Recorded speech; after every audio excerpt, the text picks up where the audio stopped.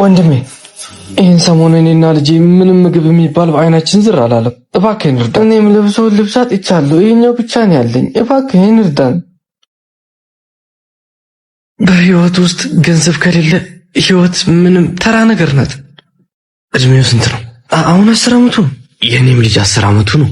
በእርግጥም አሁን የገዛነው ልብስ ለሱም ይበቃዋል። የኔ ልጅ ምን ታስባለህ? ዛሬ የገዛነው ልብስ ለአንድ አቅመ ደካማ ልጅ ብንሰጥ እኛ ነገ መተን መግዛት እንችላለን። ሰጣው፣ ችግር የለው። በጣም ነው የማመሰግነው። የት አካባቢ እንደምትኖሩ ማወቅ እችላለሁ? እታች ድልድዩ ስራ አካባቢ ነው የምንኖረው። አንዳንዴ ግን ላንኖር እንችላለን። ምክንያቱም ባቡል ኸይር የተባለ የበጎ አድራጎት ድርጅት አለ። እዛ እየሄድን ራባችንን በሚገባ ነው የምናስታግሰው። ከዛ በኋላ ድልድዩ ስር ታገኘናለህ። ጥሩ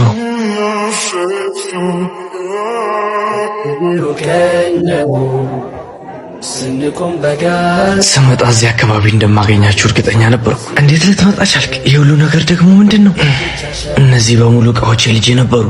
አሁን ግን ሙሉ በሙሉ ለአንተ ልጅ ሆናሉ። አልገባኝም። ልጅ የሆነው ነገር አለ? በካንሰር በሽታ ምክንያት ልጄን አጥቼዋለሁ። ምን? ልጄ 3 ዓመት ሙሉ በካንሰር በሽታ እየተሰቃየ ነበር። ሞት አፋፍ ላይ እያለ ምን እንዳለኝ ታውቃለህ? አባዬ እኔ ስሞት ትላንት ላገኘነው ልጅ በሙሉ መጫወቻዎቼን ስጠው።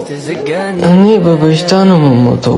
በራብ የሚሞቱ ሰዎች በጣም ያሳዝኑኛል። በህይወት ስላላችሁ ፈጣሪን አመስግኑ።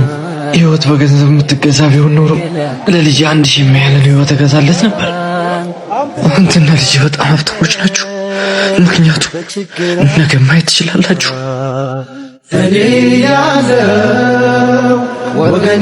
ታሪኩ ከገባችሁ የራምዚ ሪስቴትን አካውንት ከስር ሜንሽን አድርጌላችኋለሁ። ሁላችሁም እየገባችሁ ፎሎ በማድረግ ከባቡል ኸይር ጋር ከጎናቸው ነው።